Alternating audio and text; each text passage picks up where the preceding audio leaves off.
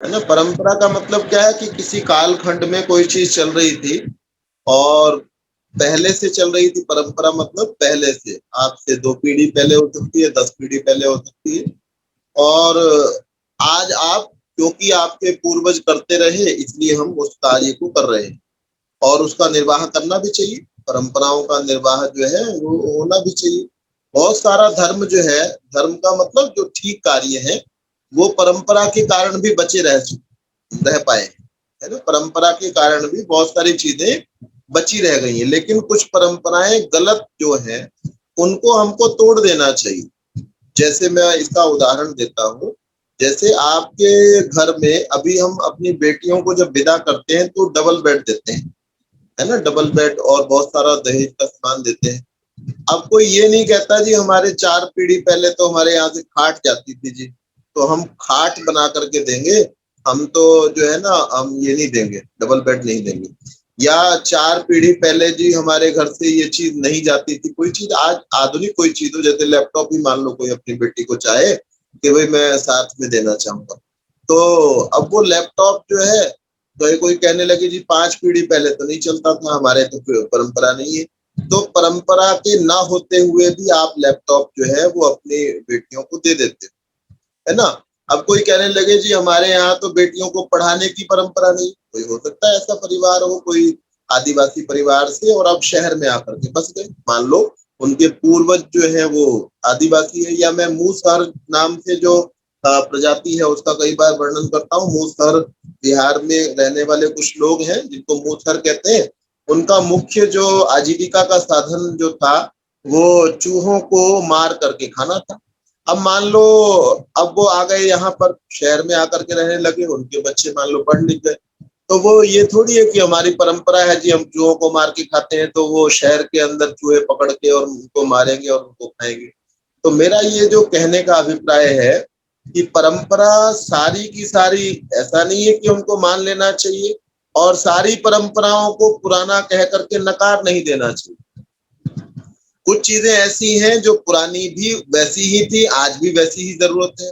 आप पुरानी कह करके किसी चीज को नकार भी नहीं सकते कि ये तो ओल्ड फैशन हो गया। जैसे नाक से आदमी सांस लेता है, हर व्यक्ति, मैं और आप, दुनिया के सारे व्यक्ति नाक से सांस ले रहे हैं और मुंह से भोजन कर रहे हैं, ऐसा ही कर रहे हैं। अब कोई कहे जी ये तो बहुत पुराना ओल्ड फैशन हो गया जी, 1.5 करोड़ साल पुरानी बात हो गई, 1.5 अरब साल पुरानी बात हो गई, अब तो हम नाक से खाया करेंगे और मुंह से सांस लिया करेंगे। तो ये तो ठीक नहीं है। जो कुछ चीजें पुरानी बिल्कुल अच्छी हैं उनको कंटिन्यू किया जाना चाहिए। बार बार मैं इस बात को कह रहा हूँ कि कुछ चीजें जो पुरानी बहुत अच्छी हैं उनको कंटिन्यू करना चाहिए, लेकिन कुछ चीजें जो परंपराएं पता नहीं किस कारण से पड़ गई। जैसे मैंने परंपरा का एक उदाहरण 16 संस्कारों के समय में दिया था कि एक व्यक्ति जो है एक स्थान विशेष पर खड़ा रहता था। कोई महारानी एलिजाबेथ के का जो वो था, महल था, उसके बाहर बाहर ब्रिटेन के अंदर ही वो कोई व्यक्ति जो है वो खड़ा रहता था। महारानी एलिजाबेथ की कोई और थी, तो उसके यहाँ पर एक व्यक्ति एक स्थान विशेष पर खड़ा रहता था। तो किसी ने सोचा नहीं, बहुत सारे लोग ड्यूटी पर होते हैं, कोई कुछ कर रहा है कोई कुछ कर रहा है, लेकिन वो उसका वहां कोई काम भी नहीं था। काम भी नहीं था तो किसी ने ध्यान दिया उस पर। राजा बदलते रहते हैं, रानियां बदलती रहती हैं, और उसके बाद में स्थितियां वैसी, वो बागवानी करने वाला, बगीचे में लगा हुआ व्यक्ति, वो तो वैसे के वैसे लगे रहते हैं। अच्छा वो रिटायर हो गया, उसकी जगह दूसरा रख लो। कोई कुक रिटायर हो गया, दूसरा रख लो। यहाँ ये वाले 50 आदमी है तो उनमें एक व्यक्ति कहीं पर खड़ा रहता था।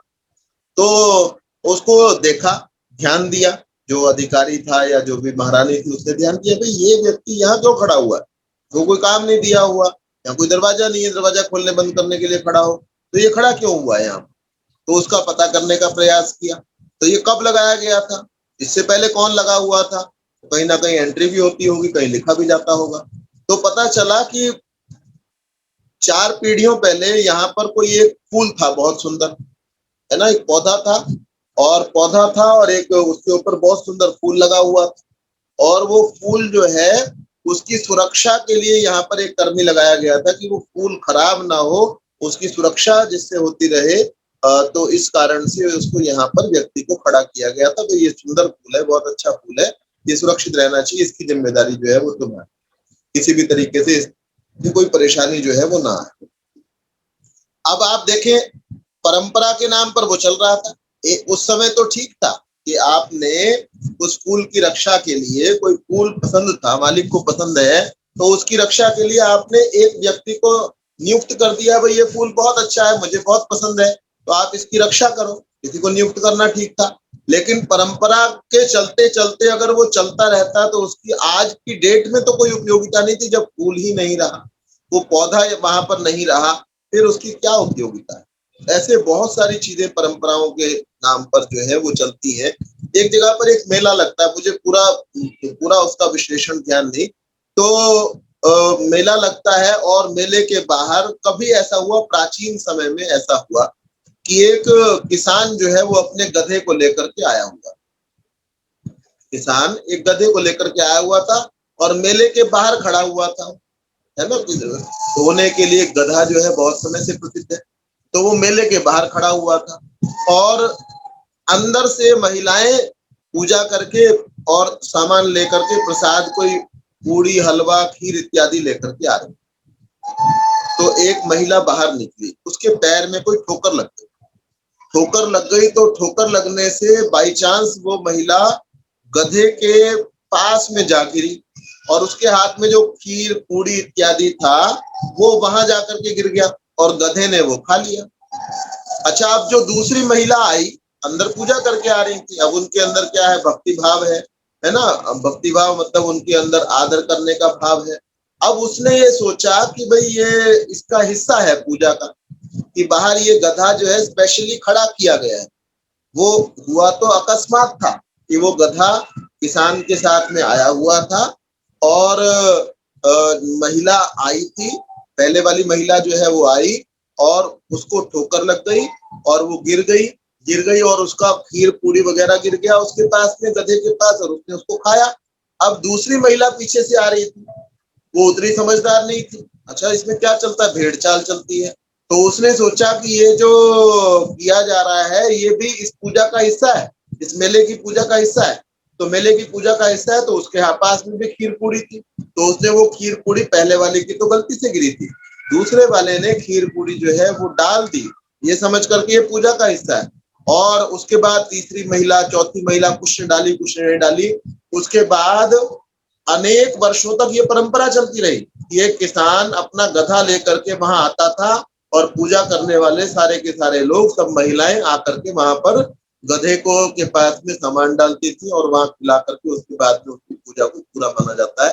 तो अब ये परंपरा का आरंभ कैसे हुआ, है ना। ऐसी पर आप देखिए इसका आरंभ किस तरीके से हो रहा है, क्या इस परंपरा को चलना चाहिए।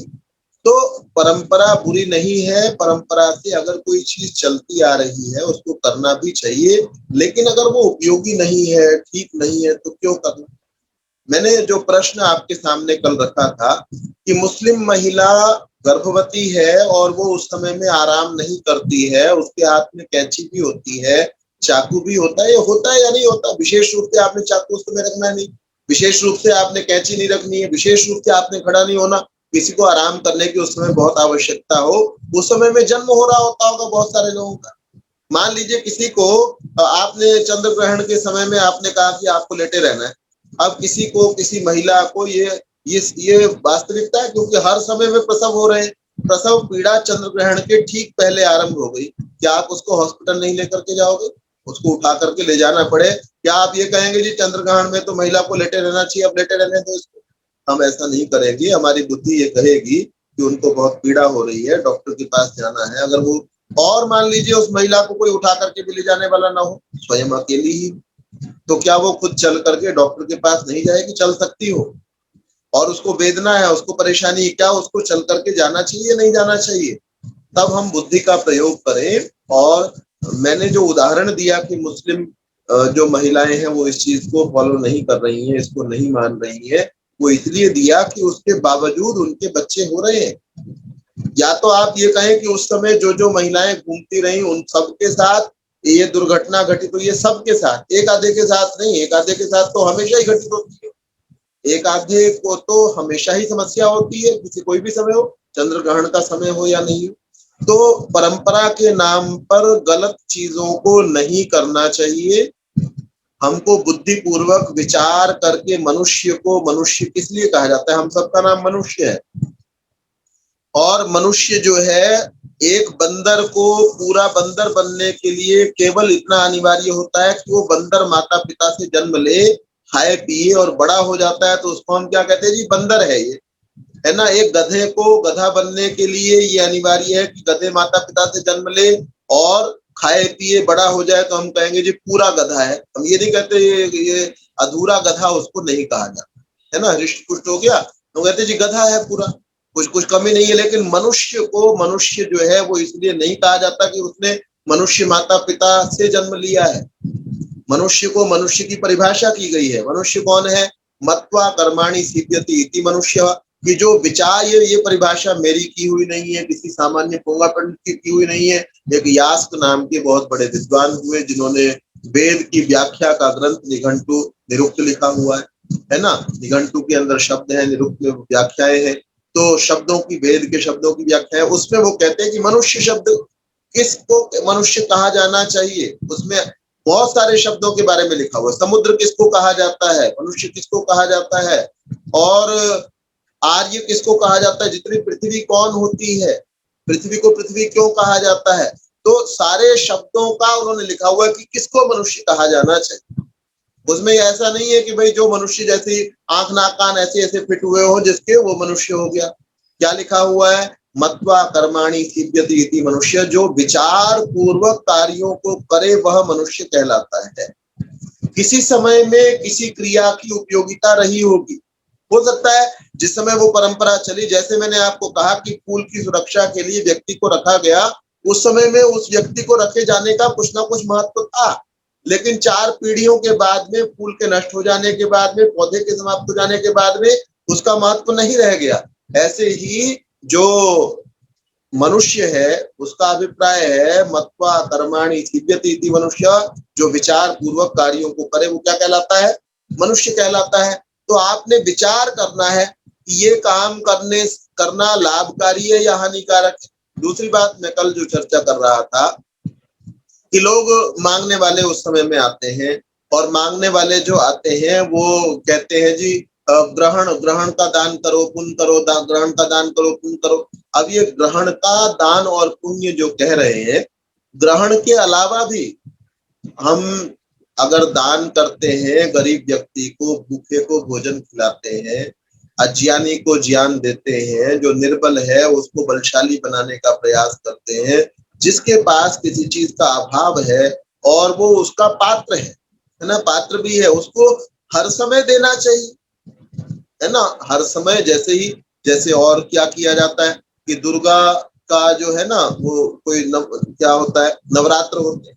अब नवरात्र में जी अब 9 कन्याओं को लेकर के आओ या 11 कन्याओं को, 7 कन्याओं को लेके आओ, आज छोटी छोटी कन्याओं की पूजा करो।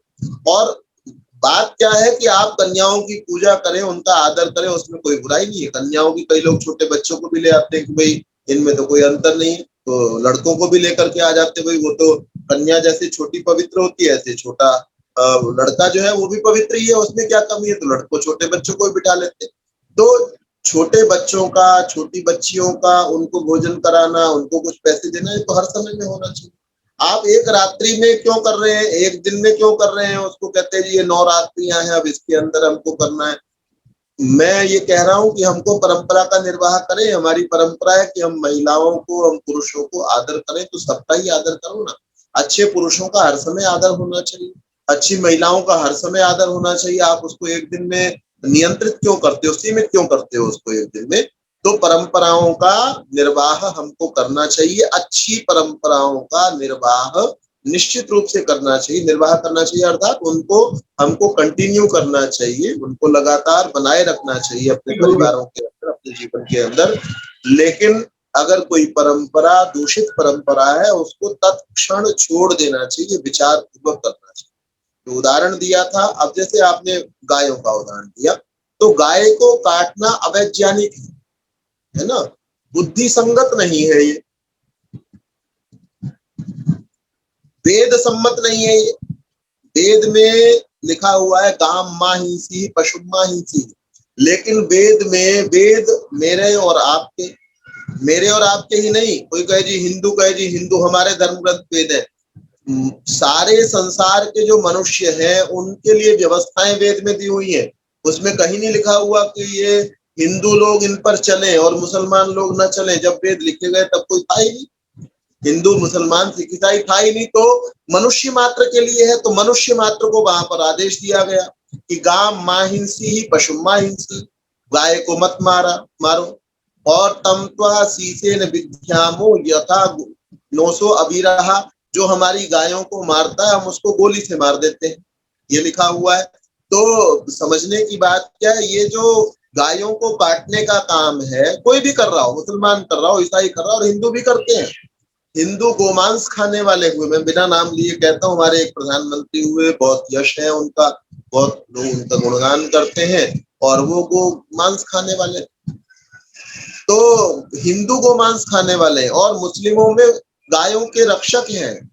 मुस्लिमों में, मैं मुस्लिमों की सारी प्रशंसाएं नहीं कर रहा, लेकिन गुजरात के अंदर बहुत सारे मुस्लिम परिवार मुख्य रूप से गायों का पालन करते हैं। राजीव दीक्षित जी को आप सबने सुना है कि उसके अंदर ये बात जो है वो बोली गई। तो मैं ये नहीं कह रहा कोई भी गाय को काटे, चाहे वो मुसलमान हो, चाहे वो हिंदू हो, चाहे वो ईसाई हो, चाहे वो यहूदी हो, चाहे कोई भी व्यक्ति हो, जो जो भी गाय को काटता है वो गलत है, क्योंकि वो वेद विरुद्ध आचरण है। लेकिन ऐसा कहीं नहीं लिखा हुआ कि जब ग्रहण होता है वेद के अंदर, विशेष रूप से ऋग्वेद, यजुर्वेद, सामवेद, अथर्ववेद, इनके अंदर कहीं पर नहीं लिखा हुआ, कहीं नहीं सुना गया, कहीं नहीं पढ़ा गया कि आपको जब ग्रहण का समय हो तो महिला को जो है, गर्भवती महिला को लेटा दो। जब ग्रहण का समय हो तो दही के अंदर तुलसी का पत्ता तोड़ करके डाल दो, तो वो खराब नहीं होगी, अन्यथा वो खराब हो जाएगी। ऐसी बात कहीं पर वेदों में लिखी हुई नहीं है। तो क्योंकि ये वेदों में नहीं लिखी हुई तो वो धर्म नहीं है। धर्म का लक्षण किया गया, क्या है धर्म का लक्षण? वेदः स्मृतिः सदाचारः स्वस्य च प्रियमात्मनः, चार धर्म के लक्षण है। क्या क्या है कि वेद में जो जो कुछ लिखा हुआ है वो धर्म है। पहली बात क्या कही गई? वेद में जो जो कुछ लिखा हुआ है वो धर्म है। और उसके बाद में दूसरी बात, जो स्मृति ग्रंथों में लिखा हुआ है वो धर्म है। और उसके बाद में सदाचार, सज्जन व्यक्ति जैसा जैसा आचरण करते हैं वो धर्म है। स्वस्य च प्रियमात्मनः, अपने आप को, हमको जैसा व्यवहार दूसरों से हम अपने लिए चाहते हैं वैसा व्यवहार दूसरों के प्रति करना धर्म है। तो इनके अनुसार गाय को काटना कहीं पर भी धर्म नहीं लिखा हुआ, इसलिए गाय को किसी को भी नहीं काटना चाहिए। गाय को किसी को भी गाय का सेवन नहीं करना चाहिए। हाँ, गोदुग्ध पान का तो वर्णन आता है, गोदुग्ध का पान आपको या मुझे या संसार के प्रत्येक व्यक्ति को करना चाहिए। तो जो वैज्ञानिक स्वस्थ परंपराएं हैं उनका मुझे और आपको सबको पालन करना चाहिए, और जो अस्वस्थ परंपराएं हैं, बुरी परंपराएं हैं, उनको हमको छोड़ देना चाहिए। मान लीजिए, और उदाहरण में देता हूँ, किसी परिवार में आज से 80 साल पहले हम अपनी नानी को, दादी को याद करें तो, या नाना को, दादा को याद करें, या परनाना हो, जो भी आपको याद हो, वो शायद रुमाल का प्रयोग नहीं करते हो, हाथ में रुमाल नहीं रखते हो, और नाक में और मुंह में जो है ना उंगली डाल देते हो, तो कहीं पर भी फेंक देते हो। अब ये परंपरा है, कोई कहे जी हमारे यहाँ तो रुमाल की परंपरा कभी रही नहीं, हम तो नहीं रुमाल को यूज करेंगे, लेकिन आज हम प्रयोग कर लेते हैं। तो परंपरा क्या है? पुराना जो कुछ चलता आ रहा है उसको हम जैसे छोड़ देते हैं। अब किसी के यहाँ कीवी जो है ना, जब किसी को डेंगू होता है तो कीवी एक फल आता है, तो उसको खाते हैं लोग कि भाई उससे आपकी प्लेटलेट्स जो है ना, प्लेटलेट काउंट जो है वो बढ़ जाएगा। अब कोई कहने लगे जी हमारे यहाँ तो इस फल को खाने की कोई परंपरा ही नहीं, तो हम परंपरा का ध्यान नहीं करेंगे। हम तो जी अनार तो खा सकते हैं जी, हम तो सेब तो खा सकते हैं जी, केला तो खा सकते हैं, कीवी तो नहीं खाएंगे जी। क्यों जी, क्यों नहीं खाओगे जी? क्यों जी? क्योंकि हमारे यहाँ तो परंपरा ही नहीं है, कभी किसी ने खाया ही नहीं, मैंने तो देखा ही नहीं है फल आज तक, तो जब किसी ने खाया नहीं तो क्यों खाए? तो परंपरा ना होते हुए भी, क्योंकि आपके स्वास्थ्य के लिए वो वस्तु हितकर है और समाज में किसी व्यक्ति को हानि पहुंचाने वाली नहीं है, विशेष व्यक्तियों को, ज्यादा व्यक्तियों के समुदाय को हानि पहुंचाने वाली नहीं है, तो आपने उसका प्रयोग कर लेना चाहिए। तो परंपराओं के नाम पर कुछ भी गलत कार्य नहीं करना चाहिए, और परंपरा नहीं है परंपरा न होते हुए भी हमको अच्छे कार्य को कर लेना चाहिए। बेशक परंपरा हमारे परिवारों में नहीं रही, वेद में ही एक बात लिखी हुई है। ये नहीं कहा कि भाई भारत में रहने वाले लोगों की बात तो मान, ये नहीं कहा। मनुष्यों की सबसे पहली सृष्टि जो है वो तिब्बत में ही हुई। तिब्बत में सबसे पहला मनुष्य जो जन्म हुआ तो तिब्बत के अंदर उसका जन्म हुआ। तिब्बत जो है वो मनुष्यों की सृष्टि का स्थान है जहाँ सबसे पहले जन्म हुआ। तो सृष्टि का आरंभ वहां पर हुआ है। ये नहीं कहा कि तिब्बत में जन्मे हुए लोगों की ही बात को मानो। वेद के अंदर लिखा हुआ है कि आनो भद्राः क्रतवो यन्तु विश्वतः, कि सारे ओर से अच्छे विचार मेरे पास में आए। किसी भी संसार की किसी प्रजाति में कोई अच्छी बात हो तो वो मुझे ले लेनी चाहिए। अच्छी बात को लेते हुए हमको संकोच नहीं करना चाहिए, हमको आलस्य नहीं करना चाहिए। ये नहीं विचार करना चाहिए कि भाई ये तो यहाँ क्यों नहीं है, हमारे संप्रदाय में तो नहीं है, दूसरे संप्रदाय से हम क्यों ले लें। अच्छी बात कहीं की भी है, बुद्धि संगत है, तर्क संगत है, ले लेनी चाहिए, है ना। जैसे हम लोग और आप लोग अभी मोबाइल का प्रयोग कर रहे हैं क्योंकि उपयोगी है तो प्रयोग कर रहे हैं, है ना। परंपरा नहीं है फिर भी प्रयोग कर रहे हैं। मेरे दादाजी नहीं प्रयोग करते थे पर दादाजी नहीं करते थे फिर भी कर रहे हैं। तो परंपरा ना होते हुए भी अच्छी अगर उपयोगी चीज है उसका प्रयोग कर लीजिए, जितना उपयोग करना हितकर है। और परंपरा है और बुरी परंपरा है तो उसको छोड़ देना चाहिए। स्पष्ट है गायत्री जी? और इस पर बात होनी चाहिए। जी, बहुत अच्छे तरीके से आपने समझाया, बहुत अच्छे तरीके से, पूरे अच्छे से समझ में आ गया। जी बहुत बहुत धन्यवाद। और किसी का कोई प्रश्न है?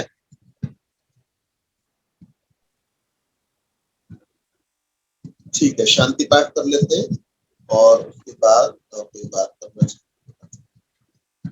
ओम द्यौः शान्तिरन्तरिक्षं शान्तिः पृथिवी शान्तिरापः शान्तिरोषधयः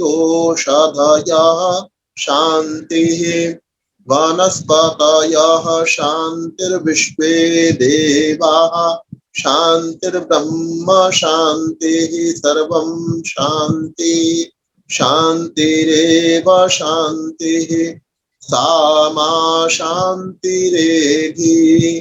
ओम शान्तिः शान्तिः शान्तिः। रश्मि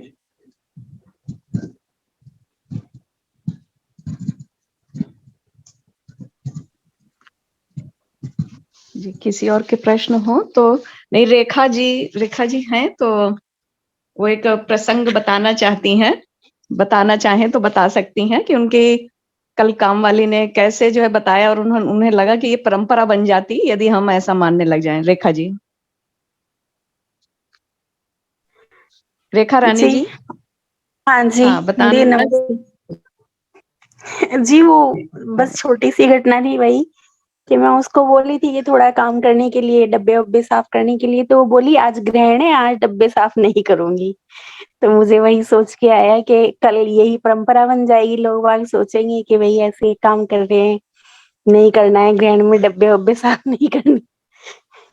तो वही एक छोटी सी घटना थी कि मतलब हर काम को बोल रही है नहीं आज तो ग्रहण है ना, आज काम नहीं करेंगे हम, क्योंकि वो मोंडन थी और जबकि ऐसा भी नहीं कि कोई हिंदू थी या कुछ थी, तो वो ऐसे सीधा सीधा मना कर दिया कि आज ग्रहण है इसलिए नहीं करूंगी।